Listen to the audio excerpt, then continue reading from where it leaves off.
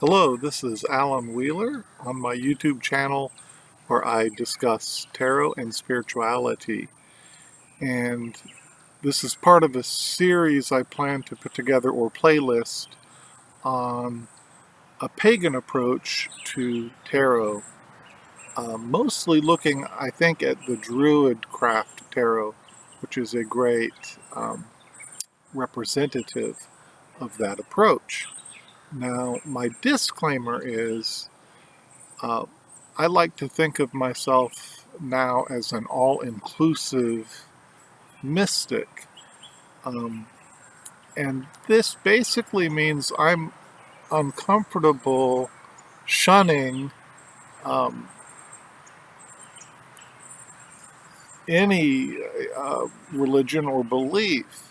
And that's even, or especially when I see Christians uh, deriding pagans or other faiths, but also the reverse, which is often a case where people who have had bad experiences with mainstream religion uh, kind of scolding, sneering, or shunning um, the mainstream. So uh, that's my disclaimer, and I'm uncomfortable with that and try to avoid that myself. But back on topic, I'd like to look at the aces and the major arcana associated with the number 1 today from the pagan approach and using the Druidcraft tarot. Again, a great example of this. So um, let's look at the aces. Here's the Ace of Wands, and there it is pointing to the heart of the sun. It seems to have leaves as a living birch branch, and there's the birch tree in the background here, and that's from the Ogham uh, symbols for birth or beginning. I think birch in the runes is a similar meaning in the Norse runes as well. We can see the stag there on the cliff, and that's the Druid totem for fire, as we might expect. And of course, the wand can be considered a magical tool. So again, it's in nature, and the element in its physical, natural form, and the animal and the plant symbolism. Next is the Ace of Cups, again from the Druidcraft Tarot, and we see the kind of the traditional Grail cup with the 5 streams coming out of it, as in the Rider-Waite-Smith version. But here we see the moonlight, it appears. But underneath this Grail, here we have 5 other streams, and the guidebook tells us that these are from the well of Serges. I hope I'm pronouncing that right.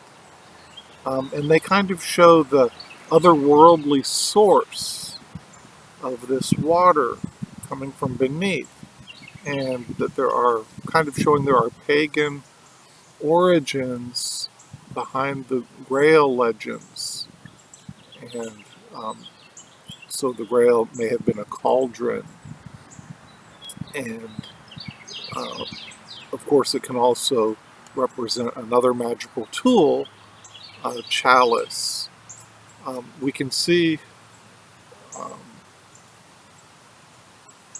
I'm missing it in the picture. Oh, here it is. There's a salmon leaping up the stream here, and salmon is the druid totem animal of wisdom. And again, we see birch leaves And so we have that Ogham symbolism built in as well. The next ace is the Ace of Swords. And again, we see the birch tree here. We see a hawk up in the sky. And that's the druid totem animal of air. This sword could be considered Excalibur of the Arthurian legend, being lifted by the Lady of the Lake. It could also be an Athema, the magical tool of Wicca, or the ceremonial sword of Druidry as well.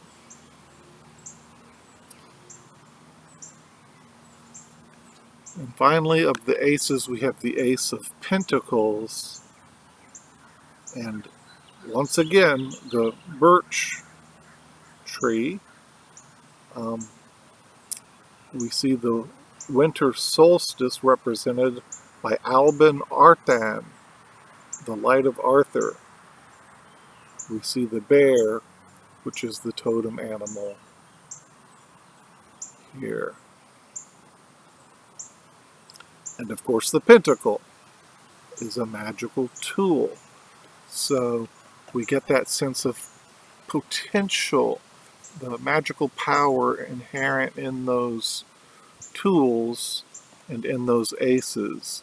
So it's natural to turn to the number 1 card of the major arcana, the Magician, and there we see on his altar all 4 tools represented: the cup, the pentacle, the sword, and the wand. And so he is the kind of the ace of the 5th element here. We can see he directs the life force and channels it through his will and intention. And so this is the kind of the pagan approach to that spiritual power. We see he's wearing a cloak of feathers, as the druids might wear. It's hard to see, I'm not even sure if it will come through on the video, but around his waist, this central symbol here is a triangle and a square and a circle, and the guidebook explains that these Pythagorean symbols, the circle shows that all is included within this circle. The square inside that shows the 4 elements that we just looked at of the 4 minor arcana, and the triangle inside that shows the 3 sets of 7 of the major arcana. So all is included in this Magician card, the whole of the tarot. We see Stonehenge like gateways into other worlds that this magician can access.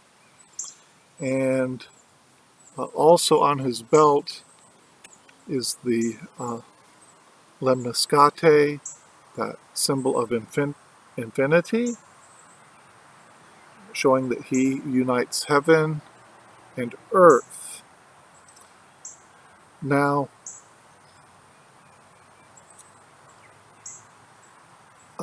Stonehenge, the guidebook tells us, was used to celebrate the midsummer solstice, and it's a big circle, of course.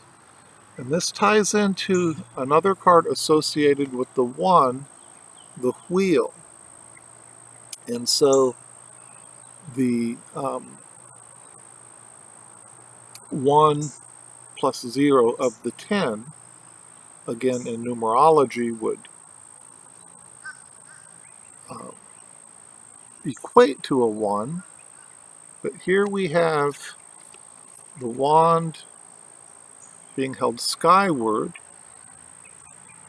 by the magician, perhaps representing the god, and the priestess holding her wand and casting this magic circle upon the earth,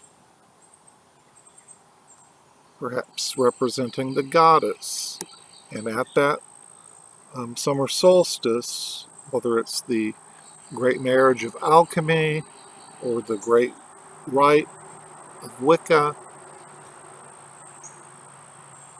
or other, the divine masculine and divine feminine of other pagan approaches, here we see them in both of these cards.